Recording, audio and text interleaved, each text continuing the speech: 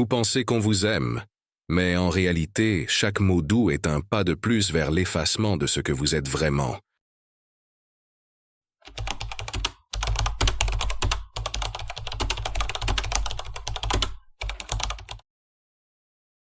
Il m'a dit qu'il m'aimait, et le plus cruel, c'était peut-être cela.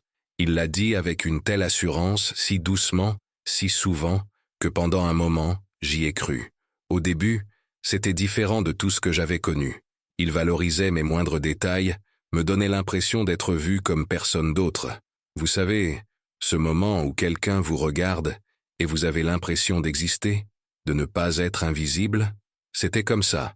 Mais ce que j'ignorais, et peut-être que vous l'ignorez aussi, c'est que le piège de la manipulation émotionnelle ne commence ni par le silence, ni par le mépris.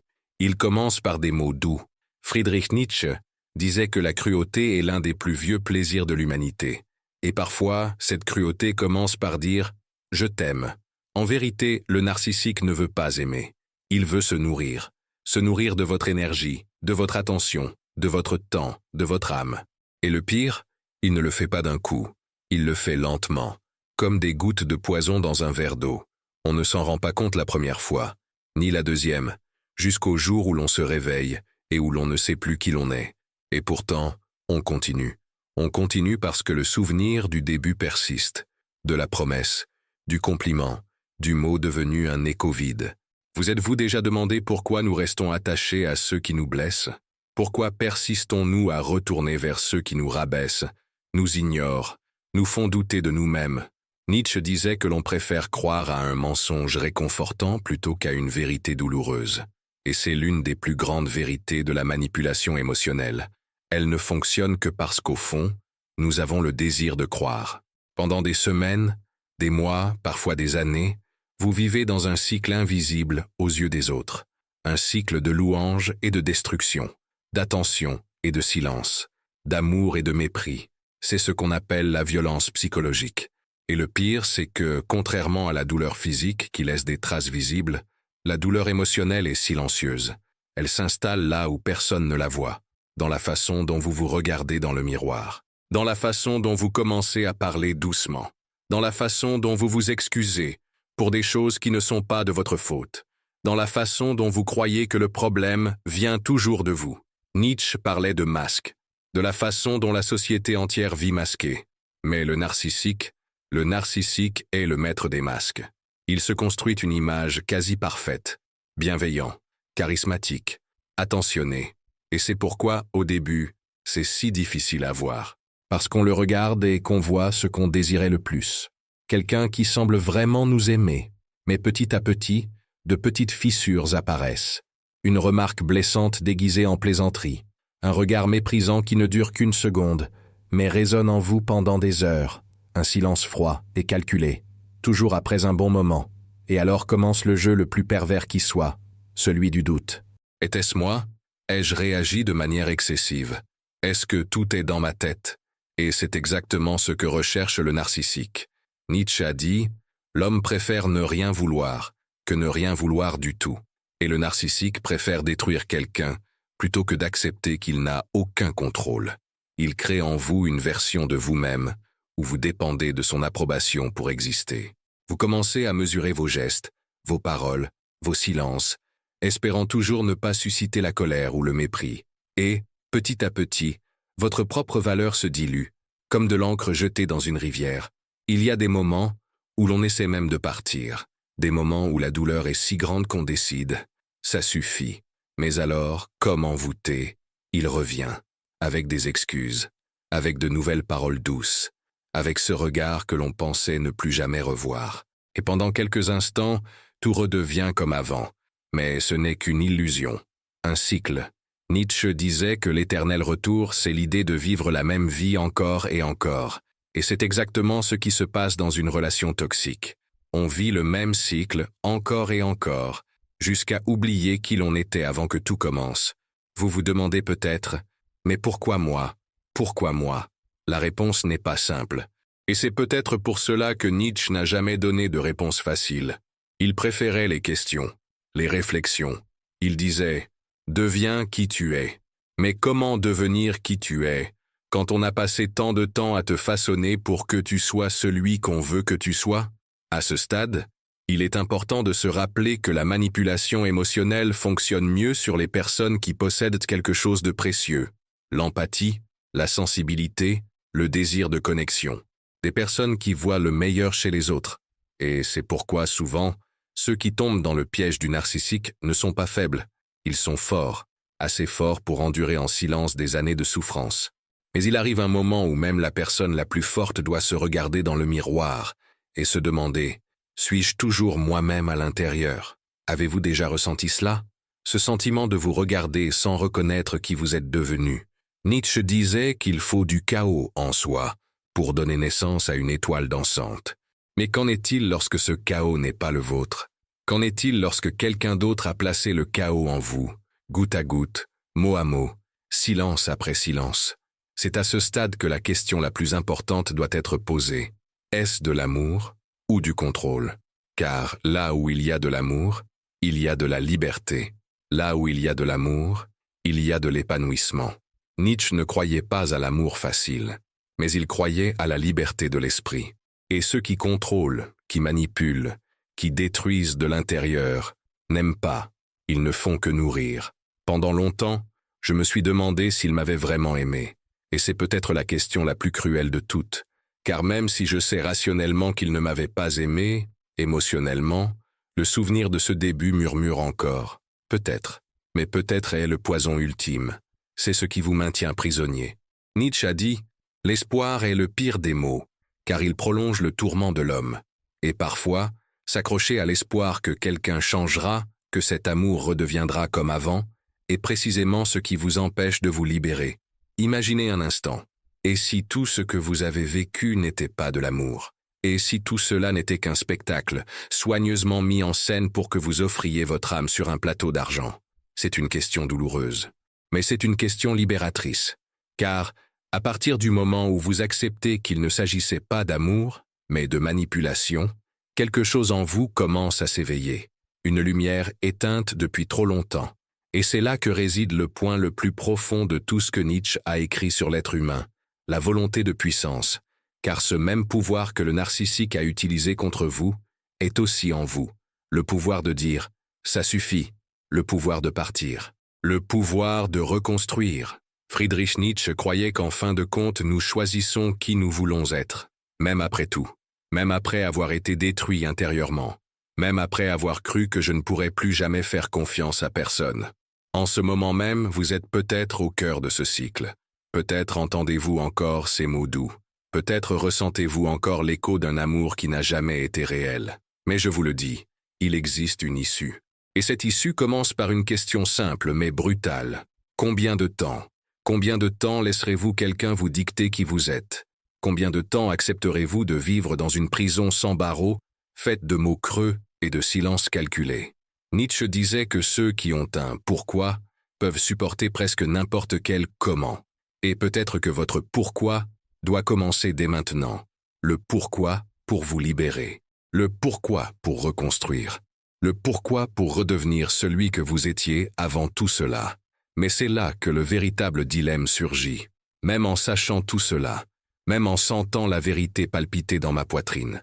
Pourquoi est-il si difficile de faire le premier pas? Et c'est précisément ce dont nous parlerons dans la prochaine partie. Car sortir d'un cycle de manipulation émotionnelle n'est pas seulement une décision rationnelle.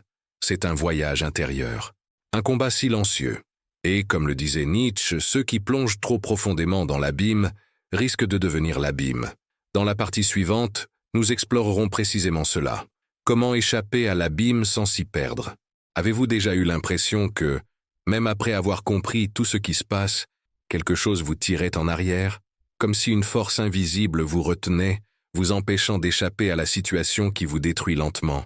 L'esprit humain est un territoire plus complexe que n'importe quelle carte, et Nietzsche le savait. Il disait que l'homme est un être divisé, en lutte constante contre lui-même. Et c'est précisément à ce stade que la manipulation émotionnelle devient la plus dangereuse. Ce n'est pas seulement quelque chose que quelqu'un d'autre vous fait subir, mais quelque chose que, avec le temps, vous commencez à vous infliger à vous-même. Imaginez quelqu'un qui a passé des années enfermé dans une pièce sombre. Au début, Il veut sortir. Il frappe au mur, crie, cherche une porte, mais après un long moment, il s'habitue simplement à l'obscurité. Il arrive un moment où la lumière extérieure commence à lui faire peur, et c'est ainsi que fonctionne le cycle de la manipulation émotionnelle. Au début, tout en vous veut fuir, mais au bout d'un moment, votre esprit s'adapte. Vous commencez à croire que vous méritez peut-être ce traitement, que vous êtes peut-être responsable de tout ce qui se passe. Nietzsche a observé que les êtres humains ont tendance à rechercher des schémas, même des schémas qui nous blessent. C'est comme quelqu'un qui touche la même blessure chaque jour, espérant qu'elle guérira, sans se rendre compte qu'à force de la toucher, elle ne guérira jamais. Et c'est dans ce comportement répétitif que le narcissique trouve un espace de domination. Il offre une illusion de stabilité au milieu du chaos. Un jour, il vous félicite. Le lendemain, il vous ignore. Un jour, il vous dit que vous êtes tout ce qu'il a toujours voulu. Le lendemain, il agit comme si vous étiez jetable. Ce va-et-vient crée une dépendance émotionnelle. Et oui, c'est bien cela, une dépendance, comme toute autre drogue. Je vais vous raconter une histoire vraie. Une femme nommée Elena a été prisonnière d'une relation comme celle-ci pendant 7 ans. Au début, il était tout ce qu'elle avait toujours désiré, poli, intelligent, protecteur. Mais petit à petit, les choses ont commencé à changer. Il a critiqué sa façon de parler, puis sa façon de s'habiller, plus tard, ses amis. Et avant même de s'en rendre compte, elle ne parlait plus aussi fort, ne choisissait plus elle-même ses vêtements et ne voyait plus ses amis. Elle disait qu'elle lui manquait, mais qu'elle ne savait plus exactement de qui elle parlait, car elle ne se souvenait plus de son apparence d'avant. Ce qu'Elena a vécu est ce que Nietzsche appellerait une perte de l'esprit, quand on renonce à soi-même pour se fondre dans l'espace que quelqu'un d'autre lui accorde. Mais il y a une chose que beaucoup ignorent. Le narcissique ne vous détruit pas tout le temps. Il alterne entre destruction et reconstruction. Et c'est ce qui vous maintient en vie. C'est comme quelqu'un qui casse un vase et se met aussitôt à recoller les morceaux devant vous, faisant semblant de vous aider. Mais c'est lui qui l'a cassé en premier. Et le pire, c'est qu'au début, il le recolle si soigneusement qu'on se dit « Maintenant ce sera différent ». Il l'a remarqué. Mais ce n'est qu'une question de temps avant qu'il ne jette à nouveau le vase par terre. Nietzsche disait que la souffrance a de la valeur, qu'elle peut nous apprendre, nous transformer. Mais il y a une différence entre une souffrance qui construit et une souffrance qui ne fait que détruire. Et c'est là que réside le danger. On commence à croire qu'endurer tout cela est un signe de force, de résilience, d'amour véritable. Alors qu'en réalité, c'est le signe qu'on est conditionné à s'anéantir complètement. Et comment cela se passe-t-il concrètement? Dans les moindres détails. Un exemple courant. Vous partez au travail ou à l'école et passez la journée à essayer de prédire leur humeur à leur retour, si ce sera une bonne ou une mauvaise journée. Vous commencez à organiser toute votre routine autour des sentiments de quelqu'un d'autre. Et avant même de vous en rendre compte, vous n'avez plus votre propre routine. Vous n'avez plus votre propre opinion. Et une fois de plus, Nietzsche apparaît avec ses idées dérangeantes. Il disait que beaucoup de gens vivent leur vie comme s'ils étaient des personnages secondaires dans leur propre intrigue. Et c'est exactement ce que fait la manipulation émotionnelle.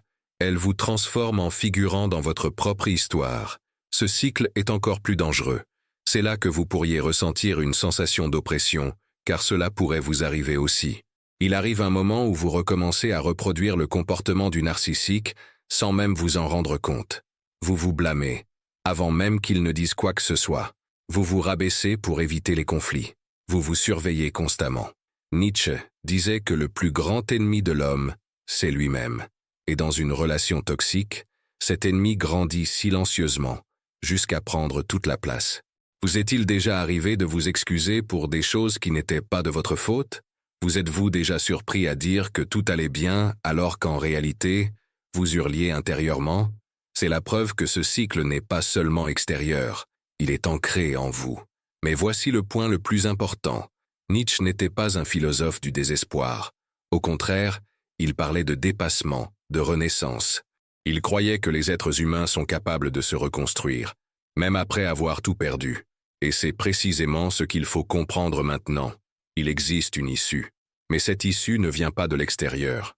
Elle ne commence pas par attendre qu'ils changent, qu'ils s'excusent sincèrement, qu'ils reconnaissent leurs actes. Car cela n'arrive presque jamais. L'issue commence en vous. Et cette sortie a un nom, la décision. la décision de briser le cycle, la décision de ne plus attendre de belles paroles toujours chargées de poison, la décision de se regarder et de se dire « j'existe ». Nietzsche a dit « ce qui ne me tue pas me rend plus fort ». Mais pour que cela soit vrai, il faut quitter le champ de bataille, car continuer à faire la guerre ne fera que vous épuiser jusqu'à ce qu'il ne reste plus rien. Maintenant, vous vous demandez peut-être « et si j'exagérais ? Et s'il changeait vraiment ? Et si, cette fois, c'était différent ?» Ce doute est naturel. Il fait partie du processus, mais il doit être surmonté. Car, au fond, vous connaissez déjà la réponse. Vous savez déjà combien de fois vous avez pardonné, combien de fois vous avez essayé, combien de fois vous avez cru, et combien de fois tout est redevenu comme avant. Nietzsche disait que le plus grand mensonge est celui que l'on se raconte à soi-même. C'est pourquoi il est si difficile de se libérer d'une relation toxique. Car, avant tout, il faut cesser de se mentir à soi-même. Il faut affronter la douleur telle qu'elle est, nue, à vif, sans maquillage. Et c'est là que l'on commence à se reconstruire. Imaginez une seconde. Qui seriez-vous aujourd'hui si vous n'aviez jamais rencontré cette personne? À quoi ressemblerait à votre vie, vos choix, vos rêves, sans cette ombre qui plane sur tout? Cette image vous paraît peut-être lointaine aujourd'hui, peut-être même difficile à visualiser. Mais elle existe. Elle est là, à l'intérieur, attendant d'être sauvée. Et c'est pourquoi le premier pas est toujours le plus difficile, mais aussi le plus puissant. Celui de dire « je mérite plus, je veux plus, je choisis plus ». Nietzsche ne croyait pas au destin. Il disait que l'homme trace sa propre voie, et vous pouvez le faire maintenant, aujourd'hui, à cet instant précis. Mais ne vous y trompez pas, ce n'est pas un chemin facile. Les premiers jours, vous aurez l'impression qu'il manque quelque chose. Ils vous manqueront, oui, pas la personne elle-même, mais l'illusion, la promesse, le commencement qui n'a jamais eu lieu. Et c'est là que beaucoup abandonnent. Que beaucoup retournent au cycle, à la chambre noire. Mais si vous résistez, si vous supportez le vide des premiers jours, vous remarquerez que, petit à petit, la lumière commence à s'infiltrer par les fissures. Et un jour, sans prévenir, tu te réveilleras et réaliseras que tu n'as pas pensé à lui hier, ni avant-hier. Et pour la première fois depuis longtemps, tu te sentiras léger, libre.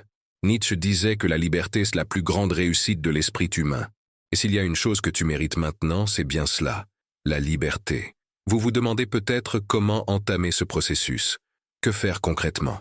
C'est la question à laquelle nous répondrons dans la section suivante.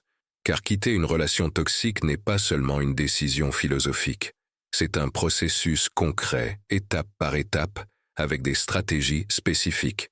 Nietzsche disait « Qui a un pourquoi peut supporter n'importe quel comment ». Et votre pourquoi est déjà clair. Vous méritez une vie où l'amour est vrai, où les mots sont vrais, où vous n'aurez plus besoin de vous cacher de vous-même. Dans la prochaine partie, nous aborderons précisément ce sujet. Comment construire étape par étape une issue définitive, une voie de sortie qui ne dépend que de vous-même. Car, au final, c'est de cela qu'il s'agit. Devenir celui que vous avez toujours été, avant que tout ne commence. Avez-vous déjà réfléchi à ce qui pousse une personne à rester dans une situation qui n'a plus de sens? Même après avoir compris que ce qu'elle vit n'est pas de l'amour, mais de la manipulation, même après avoir senti au fond d'elle-même que quelque chose ne va pas, pourquoi persistons-nous à rester là où il n'y a plus de vie? Nietzsche disait que l'être humain porte en lui une volonté de puissance, mais aussi une peur profonde du changement. C'est comme si deux forces étaient constamment en conflit, l'une désirant grandir, l'autre voulant rester dans le familier, aussi douloureux soit-il. Et c'est peut-être pour cela que tant de personnes restent prisonnières de relations qui les détruisent. Ce n'est pas par manque de conscience, mais par peur du vide. Qu'y a-t-il de l'autre côté de la libération? Cette question, si simple, porte un lourd fardeau. Car ce qui se cache là, de l'autre côté, c'est l'incertitude. Quand on passe des années à façonner sa routine, ses sentiments, ses décisions en fonction de quelqu'un d'autre, abandonner cette structure, c'est comme abandonner une maison où l'on a vécu toute sa vie. Et même si cette maison est pleine de fissures, pleine de poison, pleine de portes verrouillées, elle reste familière. Elle est connue. Nietzsche disait que l'habitude est plus forte que la raison. Et dans le cas de la manipulation émotionnelle, l'habitude d'attendre le prochain geste de contrôle, la prochaine critique, le prochain mot doux qui précède le coup, est une habitude difficile à briser. Et si vous ne rompez pas, vous êtes-vous déjà demandé quelle part de votre vie vous êtes encore prêt à donner à quelqu'un qui vous a blessé? Nietzsche disait que le temps est la seule chose irrécupérable. On peut reconstruire son identité, son estime de soi, sa confiance, mais on ne peut pas rattraper le temps perdu. Et c'est une dure réalité à affronter, car pendant que vous attendez des changements qui n'arriveront jamais, le monde continue de tourner, d'autres continuent de vivre, et vous restez figé, répétant mentalement les mêmes phrases, essayant de trouver une raison pour justifier l'injustifiable. Imaginez maintenant que vous marchez sur une route. À votre gauche, une forêt dense et sombre, pleine de risques, mais aussi de possibilités. À votre droite, un chemin droit, familier et sûr. Le problème est que ce chemin familier mène toujours au même endroit, une impasse. Lequel de ces chemins choisiriez-vous? Choisir le nouveau semble évident, mais en pratique, presque tout le monde choisit l'ancien, pour la simple raison qu'il est moins effrayant. Nietzsche disait que ceux qui combattent les monstres doivent veiller à ne pas devenir eux-mêmes un monstre. Et dans ce cas, le monstre, c'est la peur du changement. Avez-vous déjà eu envie de changer, mais paralysé par la peur d'être seul, de ne pas trouver quelqu'un de mieux, des regrets? Ces questions sont courantes, et c'est précisément sur elles que repose la manipulation émotionnelle.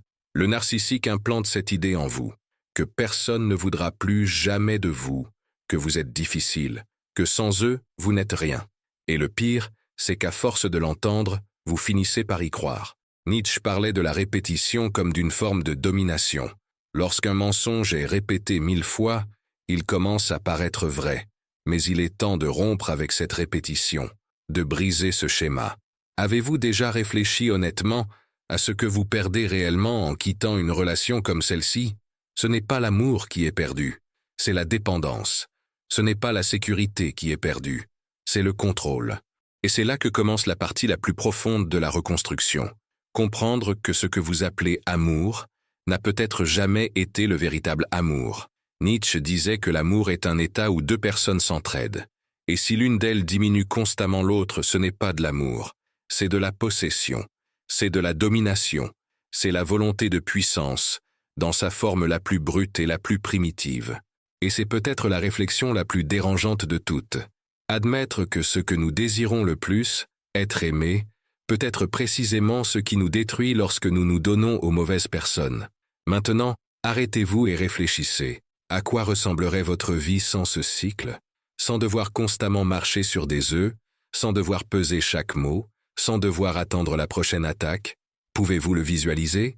C'est difficile au début, car le cerveau, habitué au schéma de la maltraitance, résiste à l'idée de paix. Nietzsche a observé que la souffrance constante crée un étrange réconfort. On s'y habitue tellement que lorsqu'elle disparaît, on a l'impression qu'il manque quelque chose. Et c'est pourquoi, même après avoir quitté une relation toxique, beaucoup de gens rechutent. Parce que ce n'est pas la personne qui leur manque, mais l'intensité, le drame, les montagnes russes émotionnelles. Mais c'est là qu'il faut faire un choix conscient, entre intensité et tranquillité, entre drame et équilibre. Nietzsche disait que la vie a besoin d'un équilibre entre Apollon et Dionysos, entre ordre et chaos. Et dans une relation saine, cet équilibre est naturel. Il n'a pas besoin d'être forcé. Vous vous demandez peut-être comment amorcer concrètement cette reconstruction. Il ne suffit pas de le vouloir. Il faut agir. Nietzsche disait que la volonté doit s'accompagner d'action. Sinon, elle ne devient qu'un désir vain. Voici quelques actions concrètes que vous pouvez entreprendre, même si elles semblent trop modestes pour faire la différence dès maintenant. Premièrement, prenez vos distances. Pas de SMS, pas d'appels, pas de réseaux sociaux. Nietzsche disait que pour créer du nouveau, il faut détruire l'ancien. Et dans ce cas, cela signifie couper tous les liens qui vous retiennent émotionnellement. Même si c'est douloureux, même si cela semble impossible. Deuxièmement, recherchez un véritable soutien. Non pas auprès de ceux qui vous disent ce que vous voulez entendre, mais auprès de ceux qui vous disent ce que vous avez besoin d'entendre. Amis, famille, thérapeutes. Nietzsche disait que les êtres humains sont des êtres sociaux et que même les plus forts ont parfois besoin de soutien. N'essayez pas de tout faire seul. Troisièmement, récupérez ce qui faisait partie de vous avant le début du cycle. Loisirs, centres d'intérêt, lieux, musique. Nietzsche parlait de l'éternel retour, mais ici, le retour doit se faire vers votre essence, et non vers le cycle des abus.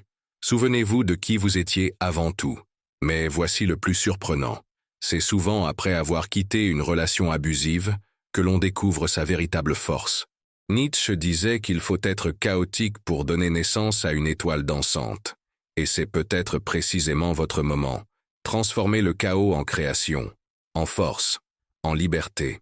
Vous pensez peut-être que tout cela est beau en théorie, mais difficile en pratique. Et vous avez raison. Mais c'est précisément ce qui distingue ceux qui rêvent de ceux qui changent vraiment. La capacité d'agir même dans la peur, même dans le doute, même le cœur brisé. Nietzsche disait que l'homme est le seul animal capable de rire et de pleurer, parce qu'il est le seul à comprendre la complexité de la vie. Et peut-être, en ce moment, êtes-vous entre le rire et les larmes. Mais c'est précisément là que commence la véritable transformation. Et si vous n'y croyez toujours pas, pensez à tous ceux qui ont traversé cette épreuve et qui ont réussi. Ils n'étaient pas différents de vous. Ils n'étaient ni plus forts, ni mieux préparés. Ils ont simplement pris une décision dans un moment de courage.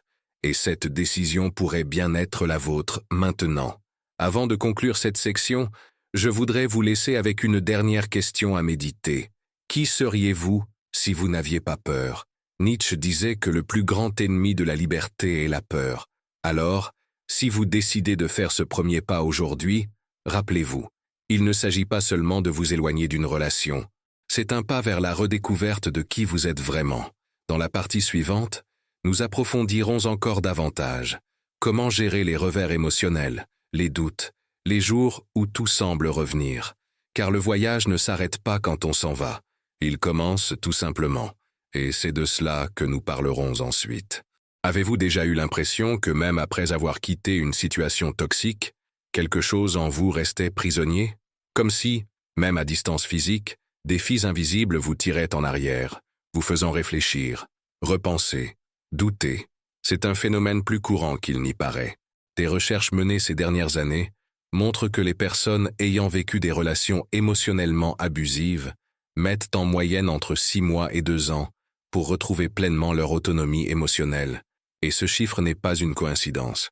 Il reflète exactement ce que Friedrich Nietzsche observait il y a plus d'un siècle. Les êtres humains portent en eux non seulement ce qu'ils ont vécu, mais aussi les cicatrices laissées par ceux qu'ils ont décidé d'abandonner. Le plus surprenant est que, même parmi les personnes conscientes des abus, plus de 60% signalent des épisodes de rechute émotionnelle. Cela signifie qu'à un moment donné, elles ressentent le mal du pays, éprouvent des regrets, ou souhaitent renouer avec la personne qui les a blessés. Pourquoi? Pourquoi même en sachant rationnellement qu'il valait mieux partir, le cœur persiste-t-il à regarder en arrière? Nietzsche disait que l'esprit humain est un champ de bataille entre l'instinct et la raison. Et ce combat ne s'arrête pas à une seule décision. Il continue, parfois pendant des mois, parfois des années. Imaginez maintenant le scénario suivant. Une personne passe 5 ans de sa vie dans une relation toxique. Durant tout ce temps, elle façonne ses gestes, ses paroles, ses désirs pour s'adapter à l'espace restreint que lui accorde l'autre. Quand on part enfin, on s'attend à ce que tout change immédiatement. Mais c'est comme quitter une maison sombre et affronter le soleil pour la première fois. La lumière aveugle, le silence effraie. Et voici un détail que peu de gens réalisent. Le silence n'est pas toujours signe de paix pour ceux qui ont passé tant de temps à écouter les cris, les critiques et les paroles venimeuses. Parfois, le silence devient insupportable. Nietzsche disait que le vide est le plus grand défi de l'homme libre, car la liberté, contrairement à ce que beaucoup pensent, n'est pas faite que de choix heureux. Elle est aussi faite de moments où il n'y a rien, où personne ne vous dit quoi faire, où aucune voix constante ne détermine votre valeur. Et c'est dans ce vide que beaucoup de gens se perdent. C'est dans cet espace entre la fin d'une relation toxique et le début d'une nouvelle vie que les rechutes surviennent. Un exemple concret permet de mieux comprendre cela. Marina, une femme de 29 ans, a quitté une relation abusive après 4 ans.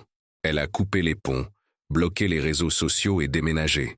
Mais 3 mois plus tard, par un jour de pluie, seule chez elle, elle a débloqué son numéro et lui a envoyé un message. Non pas parce que la douleur lui manquait, mais parce que la familiarité lui manquait. Les êtres humains sont avant tout des créatures d'habitude. Et Nietzsche insistait là-dessus. L'habitude est plus forte que la passion. Il est donc essentiel de comprendre que les rechutes émotionnelles ne sont pas des signes de faiblesse. Ce sont des étapes du processus de guérison. Ce qui différencie ceux qui se libèrent véritablement de ceux qui retombent dans le cycle n'est pas l'absence de rechute, mais la capacité à les reconnaître sans y céder. Et voici un autre point peu abordé, l'observation de soi. Nietzsche a beaucoup parlé de l'introspection, de l'idée d'affronter son propre abîme sans peur. Et dans ce contexte, cela signifie observer ses propres pensées, ses propres émotions, sans s'y identifier complètement. Avez-vous déjà remarqué qu'une pensée négative semble parfois avoir sa propre vie, comme si elle surgissait de nulle part et occupait toute la place dans votre esprit? Du genre, et si je ne trouvais jamais quelqu'un de mieux?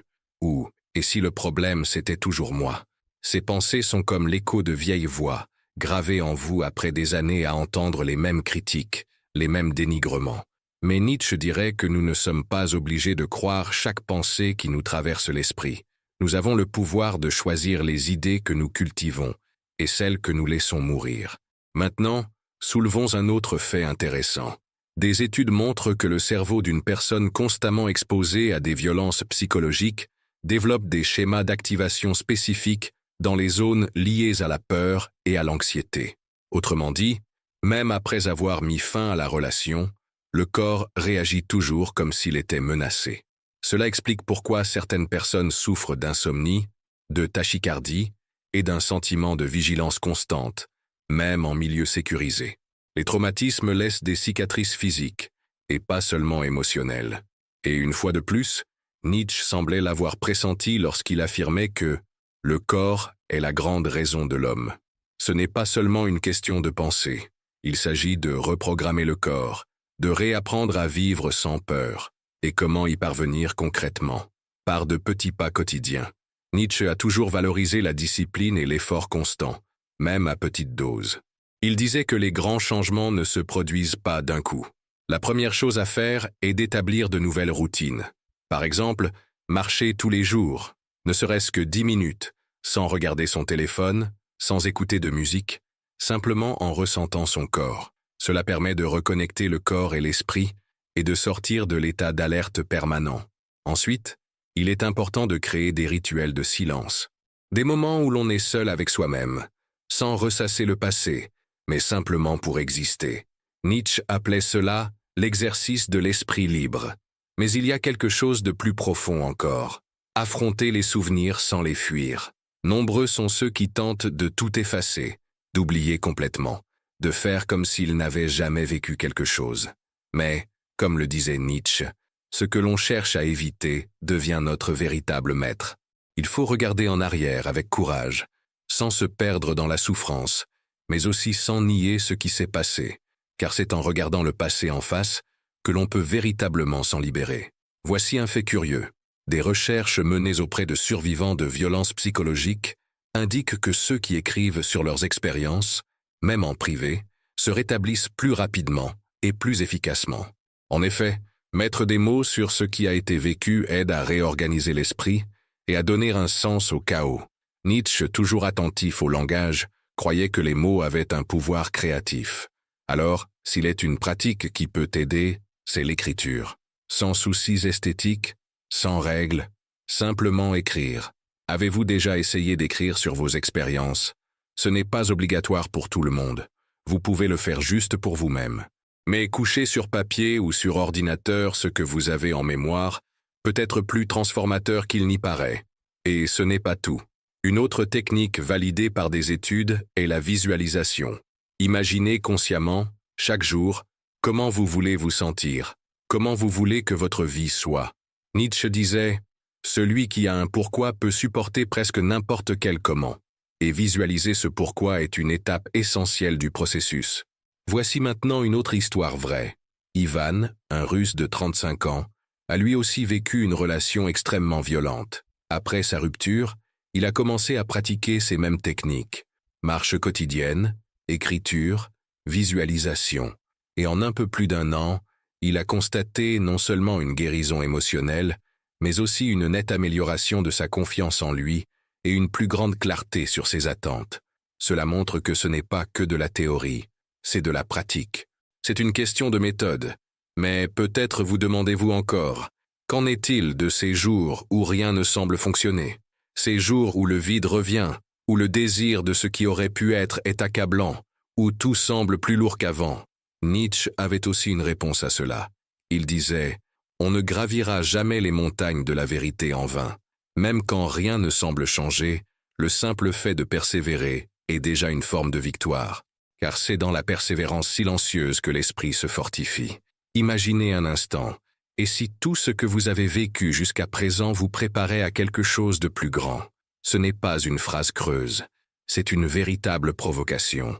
Nietzsche croyait que les plus grandes souffrances peuvent engendrer les plus grandes forces, à condition qu'elles soient bien dirigées.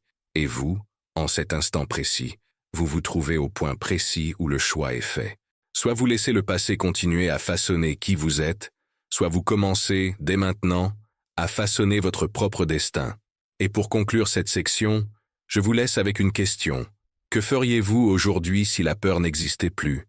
Si la peur avait complètement disparu de votre vie, quels seraient vos premiers pas? Nietzsche disait que le courage n'est pas l'absence de peur, mais la décision d'agir malgré elle. Et dans la section suivante, nous explorerons précisément cela. Comment transformer ce courage en un projet réel et concret pour construire une vie nouvelle? Car briser le cycle n'est que le début. Le véritable défi est de construire quelque chose de grand, de vrai et de libre, à partir de zéro. Et c'est de cela que nous parlerons ensuite. Tout ce que vous avez traversé jusqu'à présent a peut-être ressemblé à une succession de portes se fermant les unes après les autres, comme si le monde devenait plus petit, plus sombre, plus étouffant.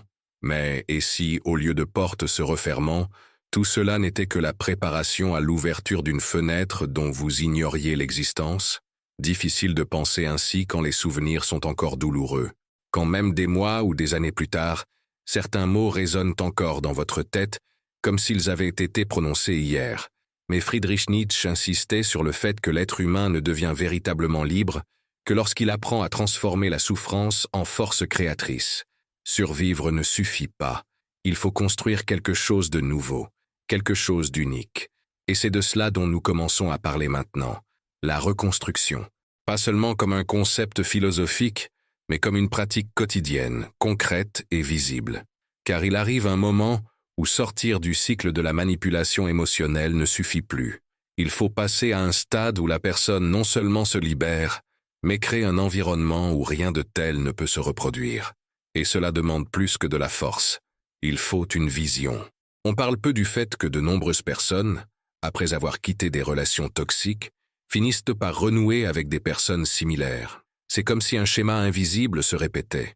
Et non, cela n'arrive pas parce que ces personnes aiment souffrir. L'explication est bien plus profonde. Le cerveau humain a tendance à rechercher ce qui est familier, même si cette familiarité est destructrice. Nietzsche disait que la plus grande prison est celle où le prisonnier ignore qu'il est enfermé. Reconnaître ces schémas est donc la première étape. Pensez maintenant au nombre de fois où vous avez entendu des promesses non tenues, des mots doux suivis de silence, des gestes affectueux qui se transforment rapidement en critiques. Rien de tout cela n'est accidentel. C'est une technique, même inconsciente. Les manipulateurs, en particulier les narcissiques, utilisent des schémas très similaires, presque comme s'ils suivaient un scénario. Et si vous n'apprenez pas à identifier ces signes, vous risquez d'en être à nouveau la proie, même si vous souhaitez l'éviter. Mais voici une rupture de schéma inattendue. Et si, au lieu de vous concentrer uniquement sur l'évitement du mal, vous commenciez à vous concentrer sur la construction du bien? Nietzsche disait qu'on ne combat pas l'obscurité par plus d'obscurité, mais en allumant une lumière. Par conséquent, outre la reconnaissance des schémas de maltraitance, il est essentiel de créer un espace émotionnel propice à l'amour et au respect véritable.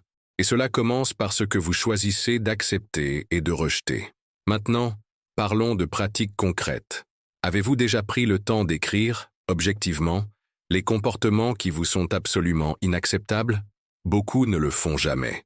Ils savent que certaines choses les blessent, mais ils n'ont jamais pris le temps d'organiser clairement ces informations. Et Nietzsche prônait précisément ce genre de clarté. Il croyait que les idées les plus puissantes sont celles qui peuvent être exprimées en quelques mots. Alors, une suggestion pratique. Prenez une feuille de papier ou un fichier sur votre ordinateur et dressez une liste intitulée « Ce que je n'accepterai plus jamais. Cela peut paraître simple, mais cette liste agit comme une carte. Lorsque le doute surgit, lorsqu'une nouvelle personne apparaît dans votre vie, vous pouvez la consulter et vous souvenir de tout ce que vous avez décidé de laisser derrière vous. Mais la reconstruction ne s'arrête pas là. Il existe un autre aspect important, souvent négligé, l'environnement physique.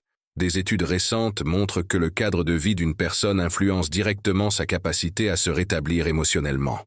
Cela signifie que pour une personne ayant quitté une relation toxique, il est essentiel de réorganiser, voire de modifier, son espace. Changer la disposition des meubles, échanger des objets, redécorer. Nietzsche n'en a peut-être pas parlé directement, mais sa philosophie regorge de références à la création de nouveaux espaces pour de nouvelles idées, et l'environnement en fait indéniablement partie. Et si vous pensez que tout cela est trop petit, permettez-moi de vous rappeler un détail supplémentaire.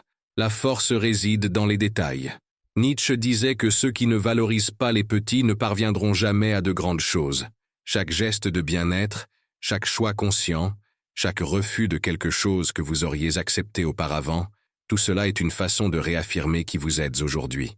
Et en parlant de réaffirmation, voici un autre point que peu de gens mentionnent, l'importance de s'ouvrir à de nouvelles idées, de nouvelles personnes et de nouvelles expériences. Nietzsche croyait que la croissance humaine dépendait d'une confrontation constante avec la nouveauté. Il appelait cela l'éternel retour, non pas une répétition du même, mais une occasion de se réinventer à chaque cycle.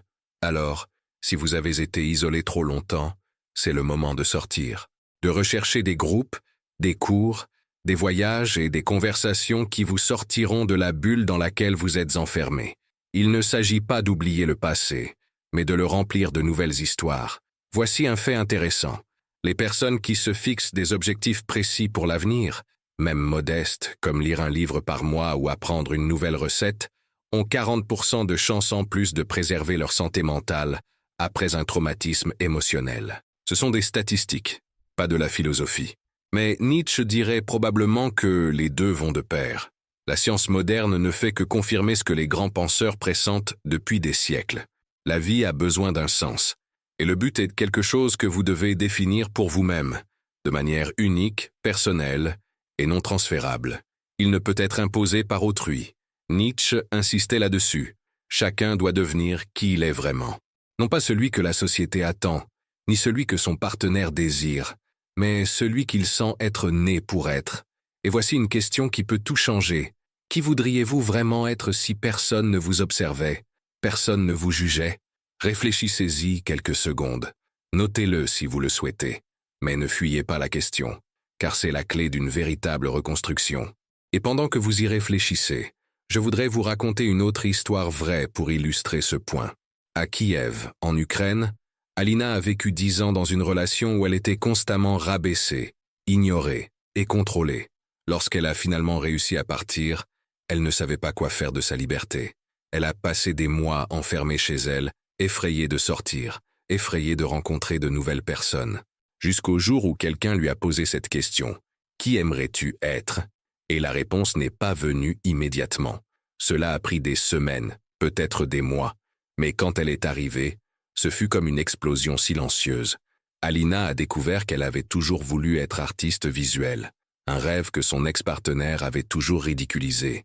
Aujourd'hui, elle expose ses œuvres dans des galeries à travers l'Europe. Et cela ne s'est pas produit par magie. C'est arrivé parce qu'elle a choisi chaque jour de faire de petits pas dans cette direction. Nietzsche appellerait cela une affirmation de volonté. Ne pas attendre des conditions idéales, mais partir de là où l'on est, avec ce que l'on a. Et si vous pensez qu'il est trop tard, que trop de temps s'est écoulé, rappelez-vous. Nietzsche a écrit certaines de ses œuvres les plus marquantes alors qu'il était déjà malade, presque isolé du monde. Il a prouvé, par sa propre vie, qu'il est toujours temps de recommencer. Vous vous demandez peut-être, et si je ne sais pas par où commencer? Et si tout semble encore confus, flou? C'est normal. Cela fait partie du processus. Mais ne laissez pas la confusion servir d'excuse pour ne pas agir. Commencez petit, un pas à la fois. Nietzsche disait que les grandes montagnes sont faites de petites pierres, et chaque décision quotidienne compte. Choisir quoi écouter, quoi regarder, à qui parler, où concentrer son énergie. Tout cela constitue le chemin vers la reconstruction. Et avant de conclure cette section, je voudrais vous laisser avec une dernière réflexion, aussi simple que puissante. Nietzsche disait que la vie sans musique serait une erreur. Et ici, la musique peut être comprise au sens large, ce qui donne rythme, joie et sens à l'existence. Quelle est votre musique aujourd'hui? Qu'est-ce qui fait battre votre cœur plus vite? Non pas par peur, mais par excitation. Si vous ne le savez pas encore, ce n'est pas grave. Mais promettez-vous de le découvrir. Dans la prochaine partie, nous aborderons précisément ce sujet. Comment transformer tout ce que vous avez vécu, souffrance, échec, victoire, en une philosophie de vie concrète. Une sorte de manuel personnel, inspiré par Nietzsche mais écrit par vous-même, avec vos propres règles, vos propres vérités. Car en fin de compte, la philosophie la plus puissante est celle qui naît en chacun de nous. Et c'est ce que nous allons construire ensemble désormais. Quand vous regardez en arrière, voyez-vous clairement le chemin parcouru? Voyez-vous que ce qui semblait autrefois un mur infranchissable n'est plus qu'un bout de chemin déjà conquis?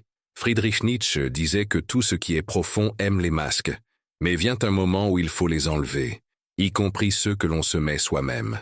Et si vous avez suivi ce chemin jusqu'ici, vous avez probablement senti, au fond de vous, qu'il existe une version de vous-même qui attend de vivre sans masque, sans peur, sans cycle qui ne mène nulle part. Mais avant de conclure, il est important de mettre en pratique tout ce que nous avons appris jusqu'ici.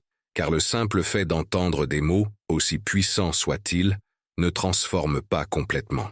Nietzsche insistait sur le fait que la philosophie est une pratique, pas seulement une théorie.